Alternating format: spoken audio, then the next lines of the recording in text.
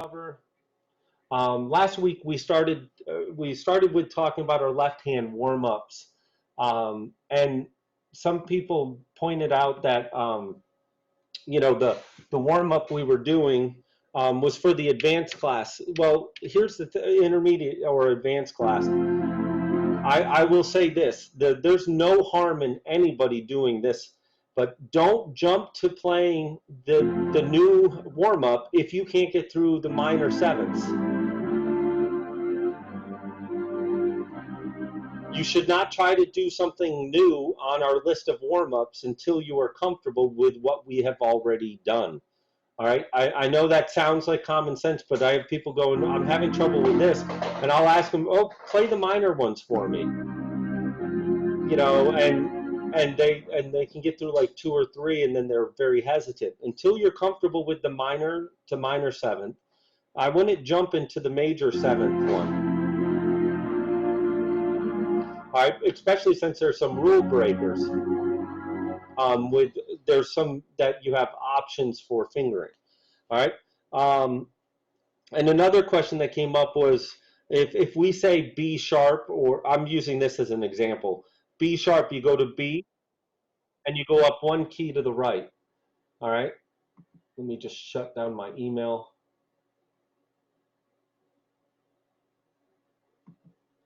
All right.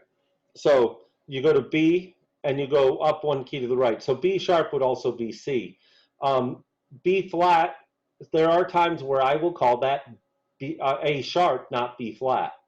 For example, in the chord that some of you are doing in the advanced class, you're playing a D augmented 7.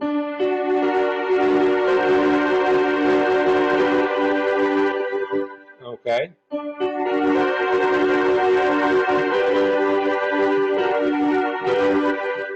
All right. So I would call that an A sharp, not a B flat, technically. In the music I sent out, I actually put the names of the notes underneath the chord, and I did call that a B flat.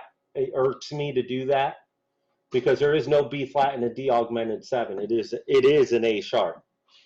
You can't have an augmented fifth and call it B flat. That'd be a different interval name. Anyways, I'm being technical. Okay. Now, so that warm up, I want to let that go. As you all noticed, some of you, if you got here early, I was doing some of my warm ups. That's because as I was playing, I was missing a lot of notes as I was practicing and fiddling around. And usually that's a sign of a couple things. Either I'm not ready to go, which I obviously wasn't, or I'm not centered. And my body was over here because of the iPad that's over here was hitting my elbow. So I moved the iPad so I could be back to center. So warm-ups can be a lot of things. They can get our hands and our minds ready to go. It can also make sure any little issues like me being centered properly or at the instrument properly are fixed. All right. Now, all right, so last week we talked about some of the sections of the organ and the musical elements that they fulfill. Let me make this a co-host, and got to do that so I can get to it a little quicker. Instrument view, more spotlight. All right, so last week, and I'm going to go to a full screen. Somebody mentioned this to me when they were watching. They said that when you watch these videos, it would be nice to lose all the pictures around the sides or most of them. So what I've done is on my screen, I've gone to full screen. So this hopefully improves the video quality that you watch back on. Now, last week we talked about rhythm and the accompaniment of the left hand. We talked about the style. We talked about tempo. We talked about a lot of the element here. We are going to review this element a little bit today. All right. We talked about melody. We talked about the difference between solo and orchestral.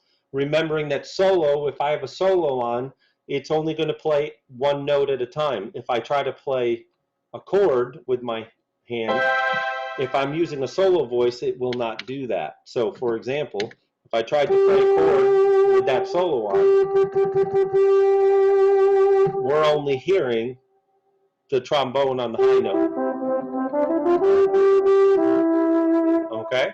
Now, orchestral, these can be polyphonic, which means If I play a chord, those instruments will play polyphony, which means they can use our right hand harmony function. Okay, so right hand harmony will work on our orchestral section, ORC 1 and ORC 2, or all of our red buttons on the older series over here, and it will work on our upper tabs. So whatever chord we play in the left hand will affect if we have a right hand harmony on up here. Okay. So another question that's been coming up a lot as we talk about this harmony is, which harmony am I talking about? Anytime we talk about right hand harmony, we're talking about our AOC, duet, 3-part, 4-part, any of those type of harmonies. Those are found in your harmony section, and some of you have an upper and a lower right. I will never talk about the lower right without saying we're talking about the lower right harmony, because it's so rare that we edit that harmony in the lower keyboard unless we're just turning it off. All right, but if I ever say turn on the right hand harmony duet, I mean go into there, and if you have to, go into your screen to touch duet after you turn it on. So some of you have the AOC, duet, 3-part, 4-part, all as buttons in the harmony section, and you might have the more button. But so I just need y'all to be aware of where they are and how to access them. All right, now, so we talked about that last week. There were some other elements that we did discuss. So if you want to go back to that video and watch it, not a bad idea. Okay. Now let's go to this spotlight. Whoops. All right. So one of the main things I think we tend to lose track of is when we talk about rhythm, how rhythm can affect an arrangement and why it's such an important element is because we can really affect the overall sound of a song just by what style of music we play. And let's start just there, not even talking about tempo yet. I demonstrated the song Karaoke last week, I think. It was this song. All right. So I demonstrated a little bit of that piece of music last week, and it dawned on me that's a good one to actually demonstrate how, even staying in the Latin style, we can change what people hear in a song. So, for example, this is Karaoke as a tango. Now, I actually don't think of this song as a tango. I actually think of Karaoke more as a flirtatious song. I always joke that this beginning sounds like, you know, the guy's chasing the girl. All right. So, but I'm going to do it as a tango, and now what you're going to hear is a completely different approach to the song, and it's.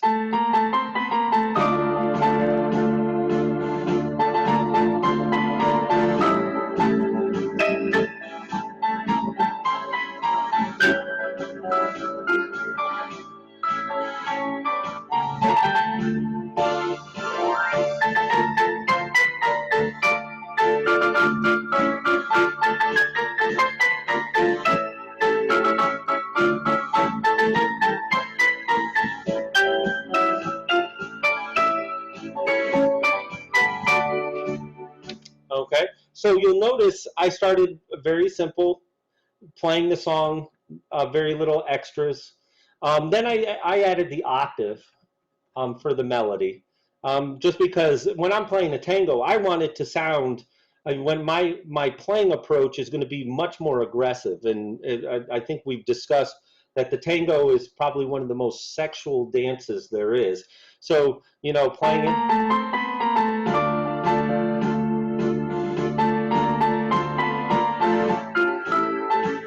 You know, playing that vanilla or that simply. I had a conductor who told us when we were playing Latin music, remember, this is telling all the women in the audience what kind of man you are. We'll say it that way. So anyway, so with that tango, much more assertive.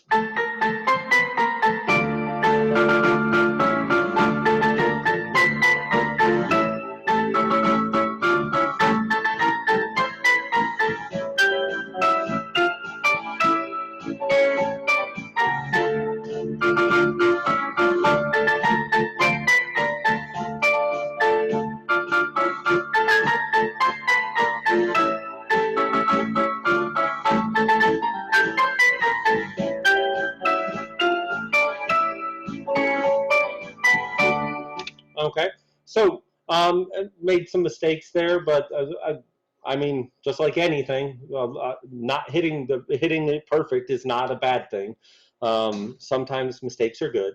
Now, but if I were to approach this song as I actually normally think of it, or how I've heard it or performed it in ensembles, I usually think of it as more of it starting as a flirtatious dance, where, like I said, the guy's chasing the girl.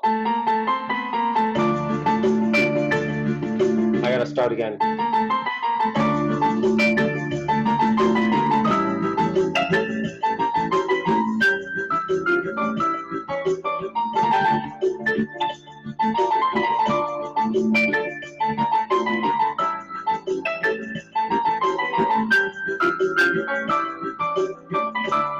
Okay, so a little more flirtatious. I'm a little lighter, little pops here and there with the notes. So you know, a mordant here and there, but very light approach to that song. And the only thing we did was we went from a tango to a salsa, and it went from a more sexually driven dance to a more flirtatious type dance. And it totally changes the context of that song. Now, there was another factor there that was playing in, and that is tempo. We tend to overlook the importance of tempo of a song.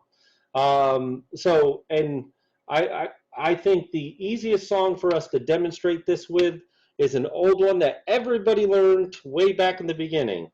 And I'm going to start this like we would have taught it back in level 1, week 2.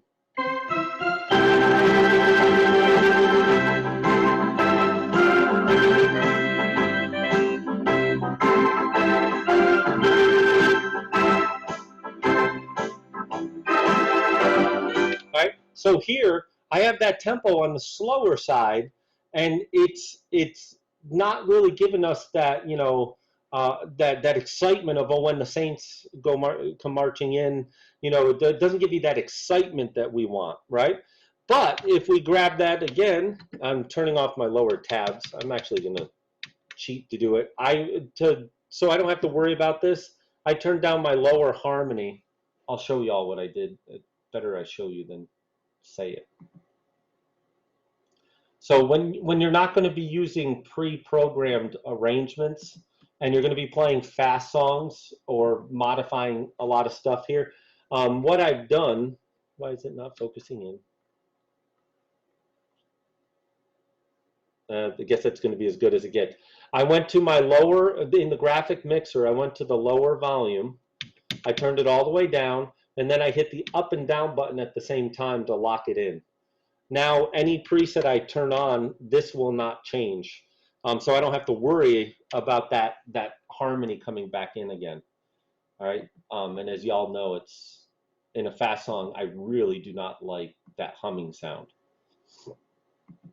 All right. So.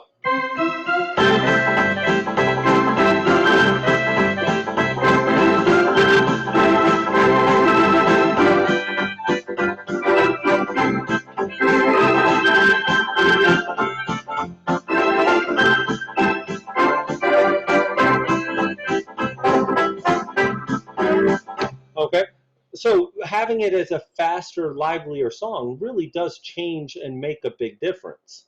All right, now during this last week's class, and I just realized I don't have that open, we covered the song Cleanse Me.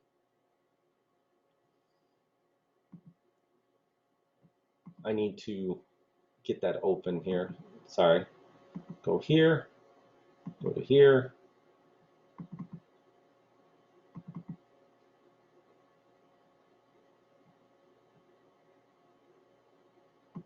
Okay, that was for my purposes, so so I could pull up the music so I can look at it. I do have to go to a different view for a minute. So we talked about this song, and we're doing it as a nice just.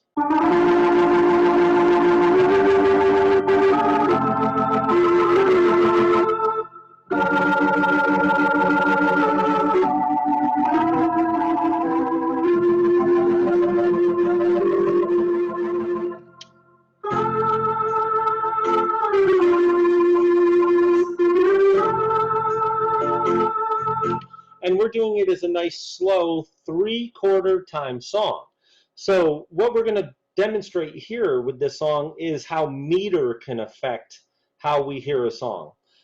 Meter is the time signature at the beginning of the song. So if you see a song with 3/4, 4/4, 6/8, 9/8, 12/8, 2/4, 2/2, any of those type of time signatures are what we call meter. And for us, really, we worry about duple and triple meter. There are other types of meters, and technically we could get into them, but those are the ones that really matter to us. So here we are playing a 3/4 time song, which is a triple meter, and we're playing it at a slow tempo. Now, in one of the classes, I said, you know, it's also fun to take these type of songs, any type of song, and change it up and see how it changes the feel of the music. So what I'm going to do is I'm going to say, well, instead of doing that soulful, you know, soulful gospel kind of 3/4 time rhythm style, I'm going to take this and make it a Southern Baptist song and go.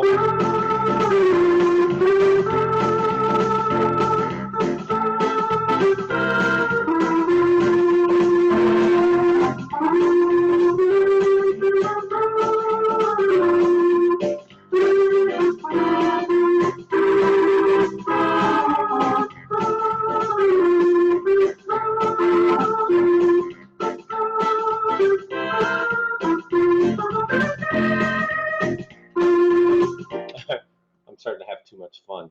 Better stop. But by taking that song and playing it in a 4/4 rhythm style or a duple meter and at a faster tempo, number-wise, it was a faster tempo. But did you notice if as you were listening to the two versions, that's going 1, 2, 3, but it's in 3/4 time. Now I had to extend one of those notes to make it 4/4. So even though that was played much faster tempo-wise, melody-wise and timing-wise within the playing of the notes was only slightly faster. But it totally changes the context of the song. Now another song that is an easy one to demonstrate this is the song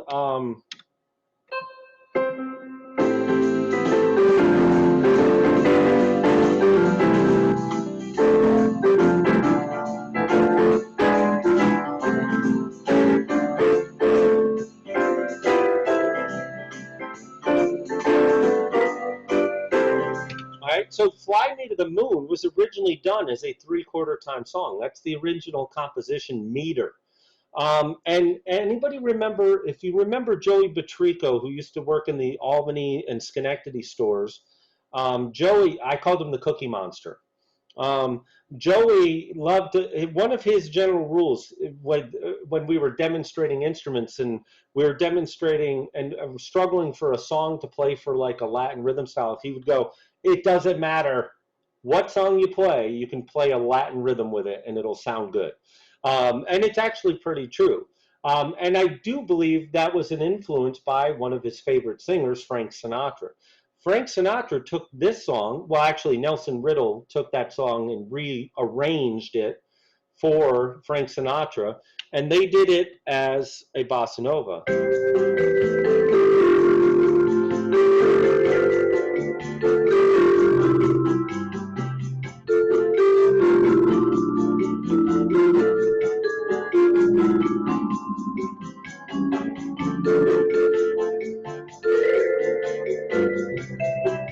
Okay, so by taking it from that 3/4 time rhythm style, which was at about the same tempo number-wise, because that's at 127. The other one I think was at 134. I'm not exactly sure, but it was in that vicinity of. So they're not much difference in tempo, but because we're taking 3 beats and making them fit into a measure of 4/4, we're taking a triple, putting it in a duple. What's happening is it elongates the notes and makes it seem more relaxed, more cool. So I love that.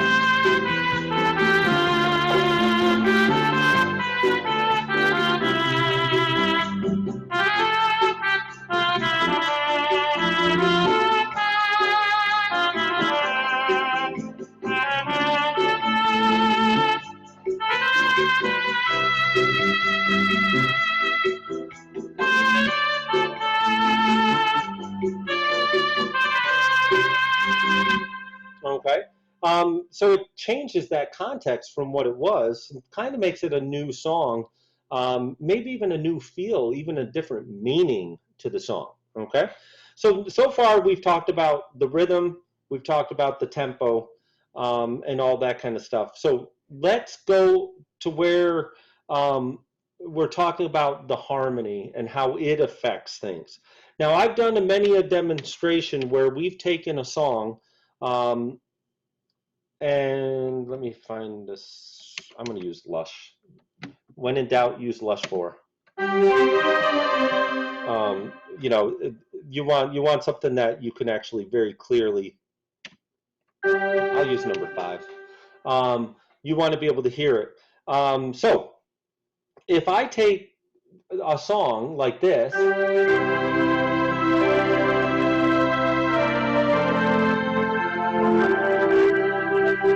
We've talked about how that song's in a major mode. It's actually in this key. Right now I think I was playing it in the key of C. And I can affect how that mood of that song is by the key and the mode. Now I want to show you key first. If I should have used a different setting. I should have used this. That's better.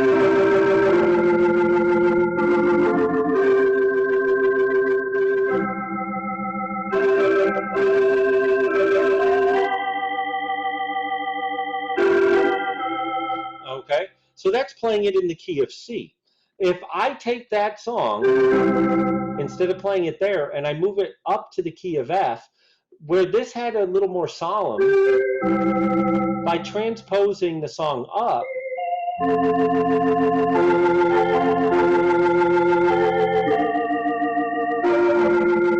you'll notice it has a much more happy, maybe happy is a strong word there, but more uplifting, more positive outlook on things. And I've said many a time, I've played funerals where as people are coming in, I will use a lower key. And what I've done is I just took F down an octave. And then as I'm playing in behind, you know, a communion or later, and we're trying to make it more uplifting, you can take the same song instead of this.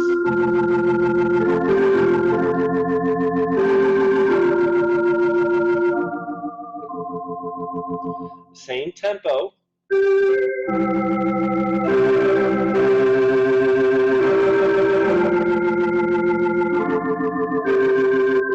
And you'll notice it seems a little bit more jovial. I can then, after playing it in the key of C here, move it up to the key of F and play it in the higher range. And it even becomes more optimistic, if you will. And that song is supposed to be optimistic. It's a happy song. It's you know, he's been saved, right? So now, but what we can also do, and I've demonstrated, so we now, the key, you know, if being C, F, or whatever other key, how that can affect the overall sound of something. Oh, actually, no, I don't want to jump yet. I apologize. So here's a perfect example of this. I'm going to play Battle Hymn of the Republic in the key of C.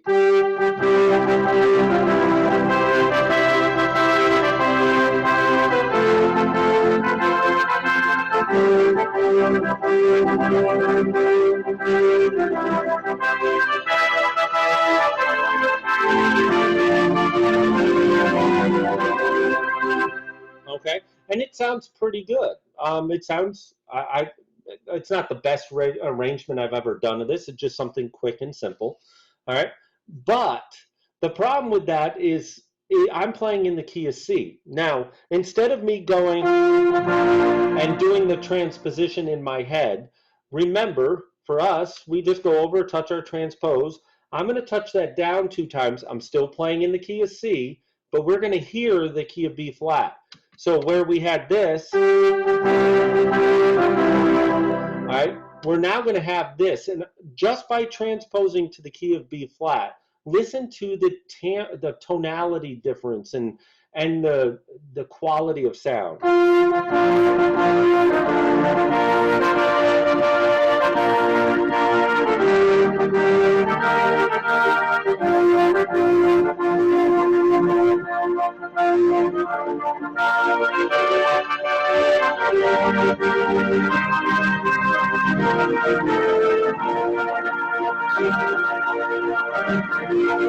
All right, and to me, when I hear that is way more majestic and more patriotic. And to my ear, it just sounds so much better than playing it in the key of C. And part of that is because the key of B flat and E flat, I usually think of patriotic songs being played in those keys. There are reasons, but we're not going to get into that today. All right, so beyond transpose, and using transpose as modulation and all those things, we have modality. Modality is just if you take the major and we go to the Aeolian, for those of you who want a technical word, or minor,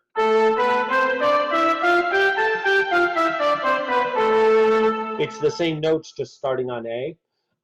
We can affect how a song sounds to the listener.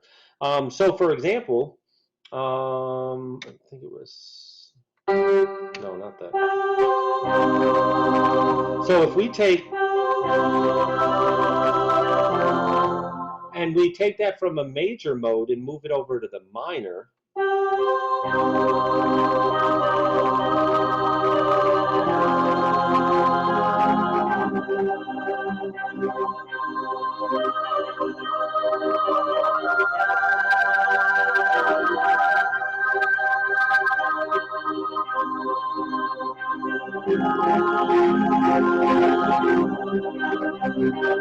you'll notice that sounds solemn. That sounds dark. That sounds sinister. It sounds like something really bad is going to happen in a movie. All right. And that's affecting the mode. All right. So, how composers have always approached key and mode is based on what mood they wanted. And this comes down to timbre, it comes down to tone color, it comes down to a lot of elements. All right. But and it does make a big difference. So for example, if we take, let's say we were doing, let me put vintage on. I'm cheating, I'm using my, oh, that'll be weird.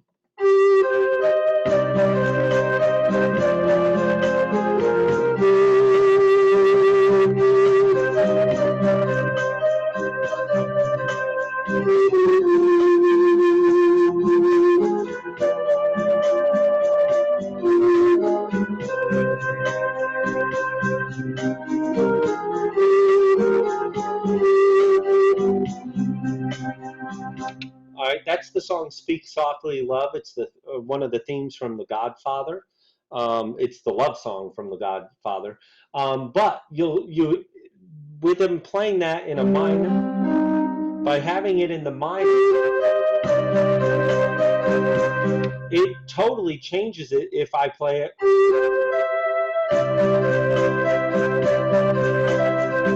If I make those notes, if I take them and put them in the major mode, it makes it a happy song, which doesn't sound right.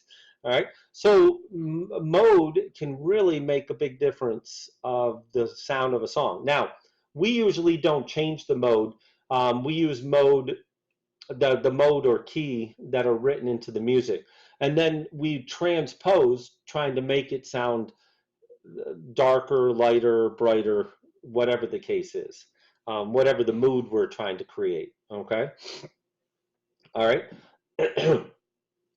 So, sorry, need to grab a sip here.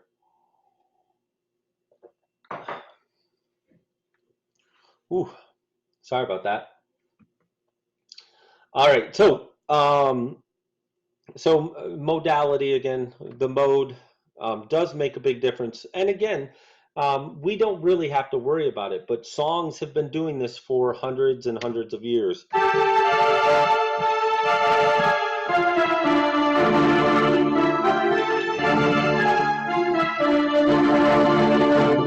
All right. Tchaikovsky's, I just went, whatever, March Slav. That is in a minor mode, has a very definitive intensity to it. I wouldn't say that sounds solemn.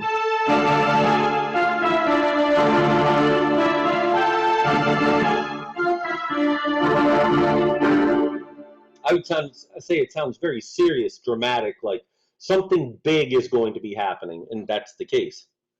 Another perfect example of that is the song Exodus, for a more popular version that demonstrates that.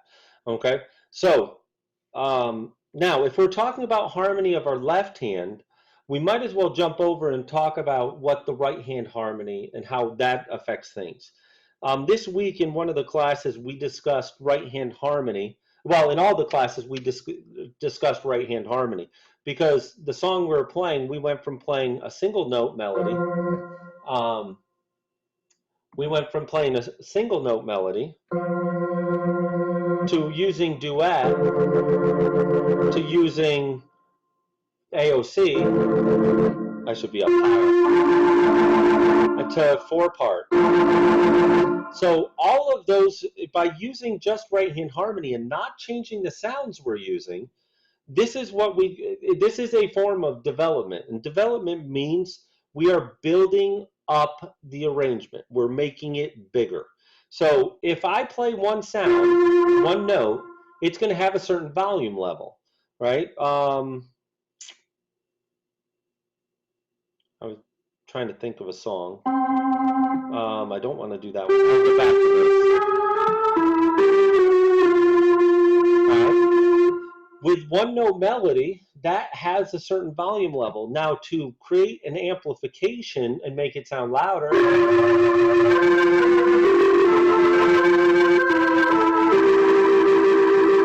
I've added basically what duet would do. All right, and by having two notes,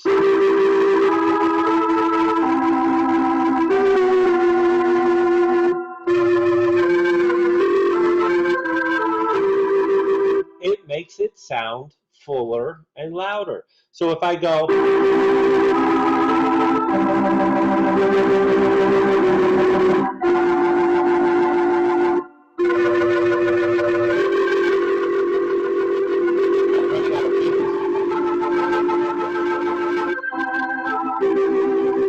to a four part,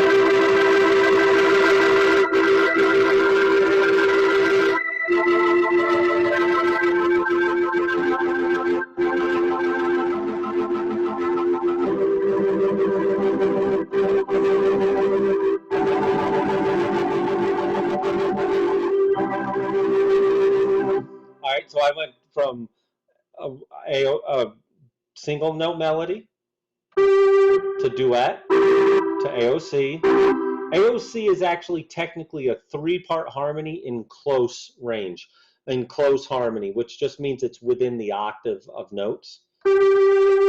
So single note, duet, AOC, four part, five part.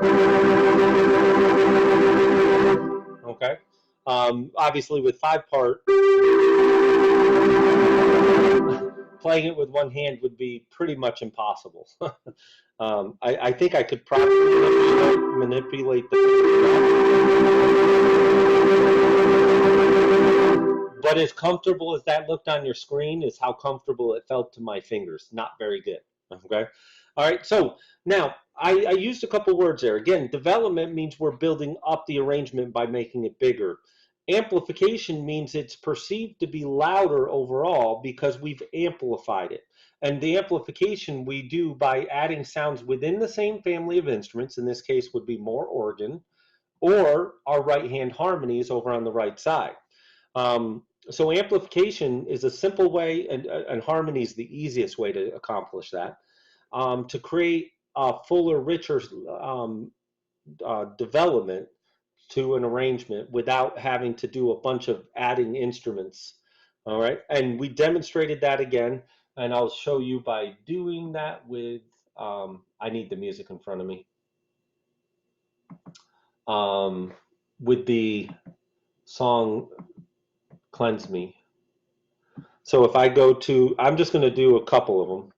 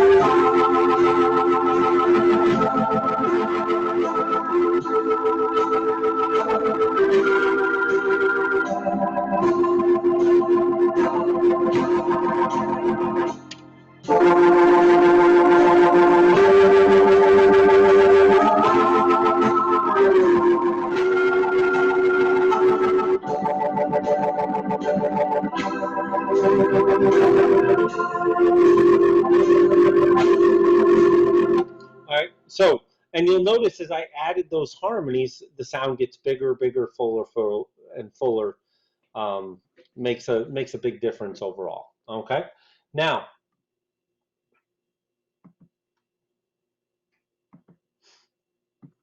all right. So, got to stand for a moment. This whole teaching while sitting thing is in my behind has not gotten used to it yet, and I am using a pillow. And I have a padded cushion. I just don't have enough cushion on the cushion. All right, now, so we've talked about rhythm, tempo, accompaniment. We talked about harmony. We talked about melody, voicings, orchestral solo. All right, where I want to go next is timbre. I've used this word, and I use this word a ton when teaching and playing and creating arrangements. I actually believe timbre is the most important element, other than possibly pitch, that dictates how something is going to sound for a song. So let me just grab a rhythm here. All right, I'm just.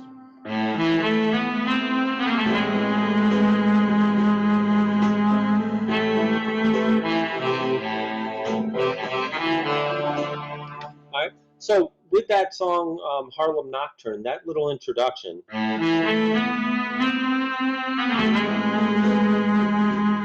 All right, that's a perfect sound setting, an arrangement for the beginning of Harlem Nocturne. In fact, if you listen to it, it starts with that very smoky sax sound, and it's a perfect sound to start with. All right, so what we can run into a problem with is if we choose sounds that don't match up to the type of song. So, for example, I'm going to use this one.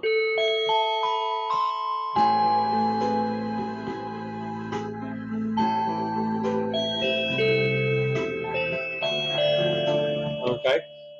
I don't understand that arrangement. I don't know what song would work with that rhythm style, but that's what number 5 gave me, is this weird bell sound, the celestial bells. Maybe there's a little passage of something I could play in the middle of a song, you know. where something like that would come into play, I don't know. I'd have to work at finding something to make that work. But that sound doesn't work for a number of factors. Number one, it's very percussive. So because it's so percussive, it really doesn't flow for the song like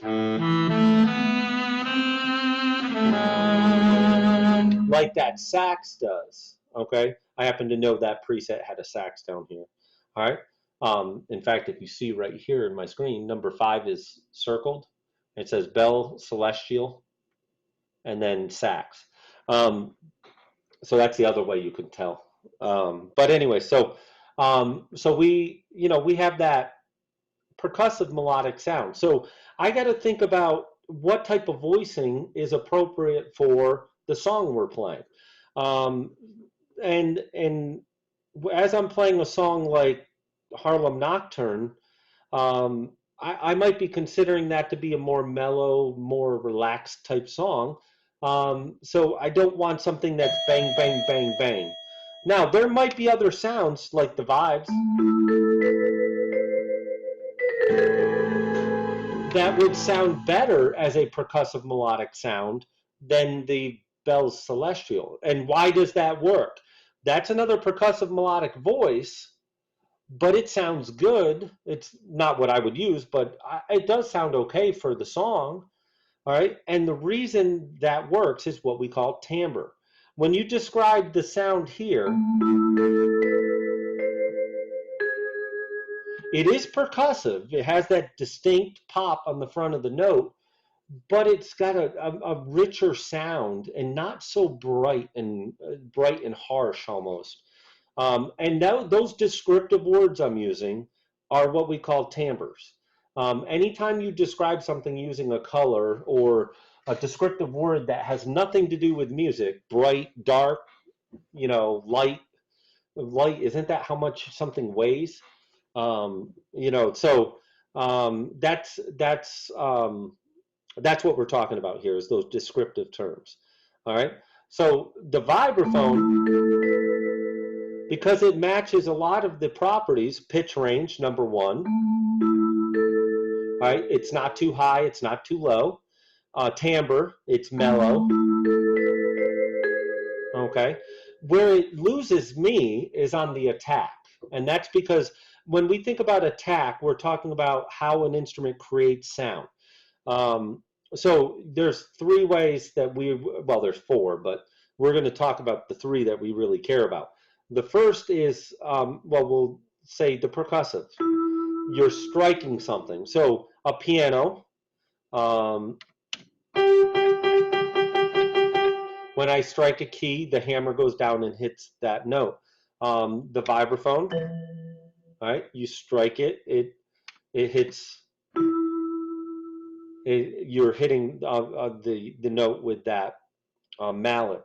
Okay, so percussive guitars will fall into this also. So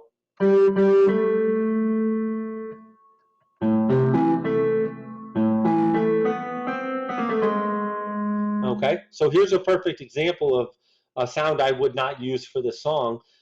Not because I don't like guitar. I actually really like guitar, but because the timbre is off. I don't like that timbre, that sound we're getting. I'm going to show you a way we can fix that. We'll come back to this preset. All right, so percussive, the sound is created by some kind of striking or plucking of a string. So think harpsichord or banjo for the plucking thing. All right, now another type of instrument, the way to create sound is by bowing. So if you're playing a string instrument,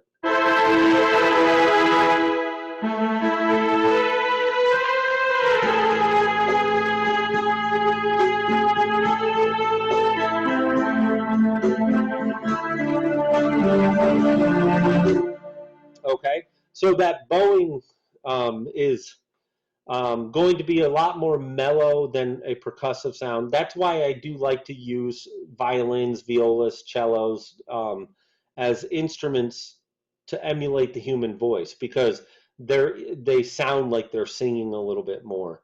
Where the piano, To get a piano to sing,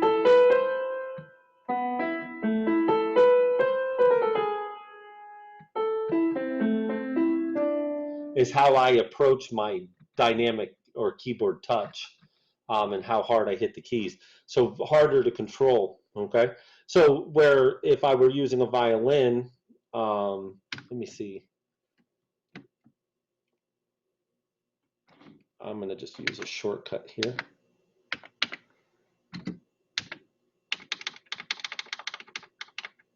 I'll use a cello. All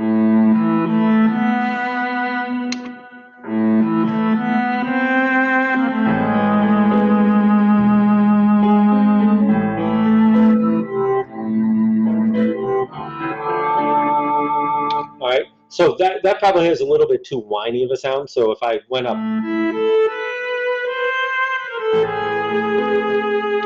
all right. So, and by the way, that description of the sound is whiny, or sad. Uh, that's a timbre. All right. So, but because as I hold the note down, we're actually hearing a continuous voice.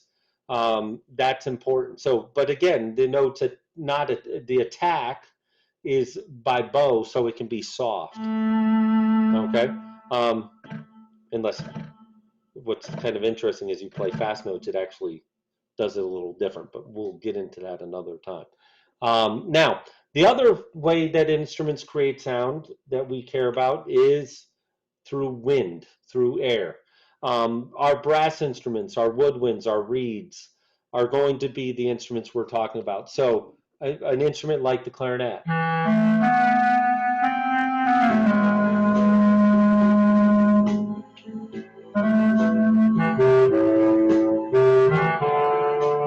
Right? And I love that low clarinet. It really gives it a very woodsy sound. All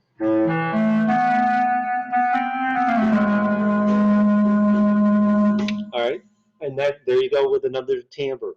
The flugelhorn.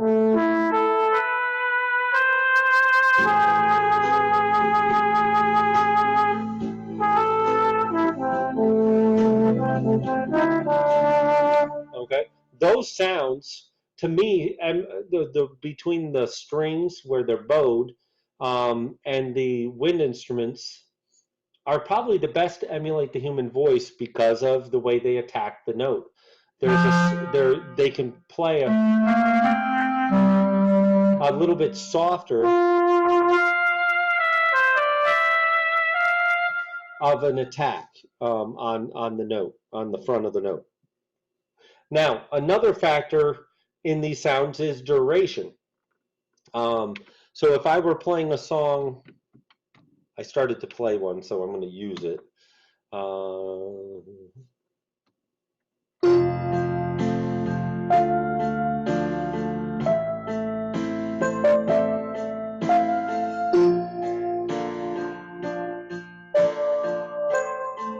So as I'm playing some, whatever that is, Over the Rainbow, you'll notice because there's a percussive sound, it's really attacking the front of that note a little bit too much for my liking. But the big problem was this. As I held that note down, it died away. So this is called duration. This is how long the note holds after you strike it.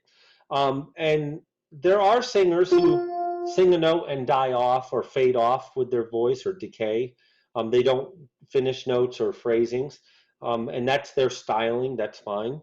But if you think about it, this dying off doesn't give you that nice, full, rich sound where something like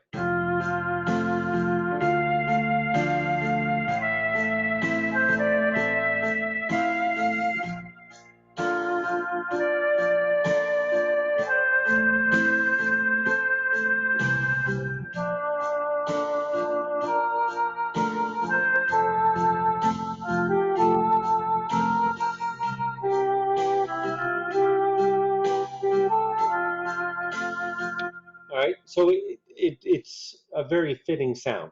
So again, so we have pitch, how high or low, timbre, which is that tone color. If you match pitch and timbre, usually everything else takes care of itself.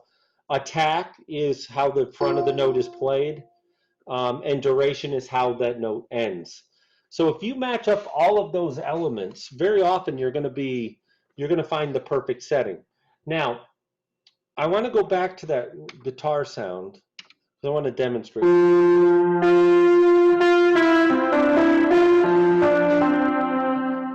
Was that the sound?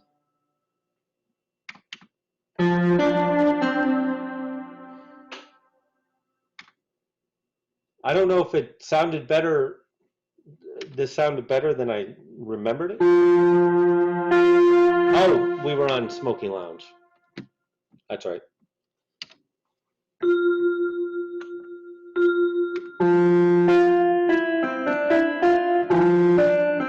So let's say you're really gung-ho about using an instrument like the jazz guitar here, or in this case, I believe it's just a, yeah, they're both jazz guitars, which is just a nylon string guitar. All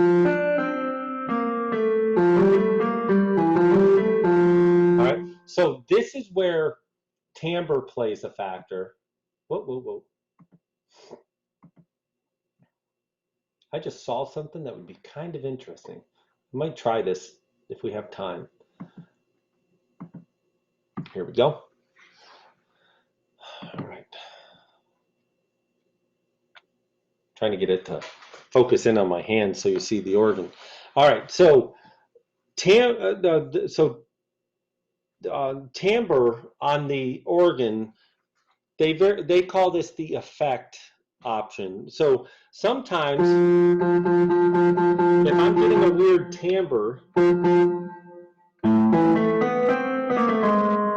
very often I can fix this by just turning off the effects, the effect buttons, all right, to clean it up. Now what's happening here is I have a multiple of 3 guitars and one of them is causing the issue, and I now know where it is because it's not in sound 1, it's not in sound 2, it's this upper sound button. So what I've done is I'm still using a guitar. I've gotten rid of any weird effect if that was causing the problem, or I got rid of the instrument itself that was causing that tinny sound, and that's that acoustic guitar.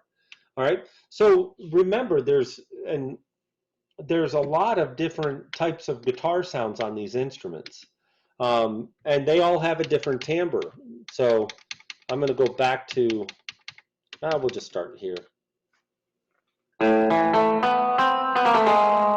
So that electric blues guitar has a very percussive sound, whereas if you go up to something like a flamenco guitar, you're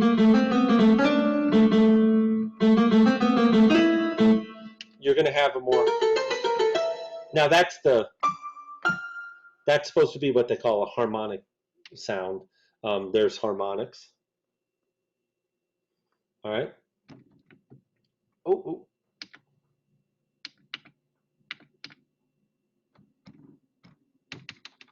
But Hawaiian guitar. So it's softer front of the note. There is still a percussiveness, but the decay on this is much longer because of the amount of sustain built into it. All right. And I'll show you one more. The nylon guitar. So a little front of that note, but if I go up just a couple from there, you have the Spanish, a little similar to the flamenco. All right, but so timbre is one of those elements that I like to worry about, and that is that effect button. And some of you might not have the button on the outside here. That is when you go into the feature, I believe it's page 4. And you have an effects page, you can actually see, in this case, I have a distortion on that was causing the issue for the one sound that I had on.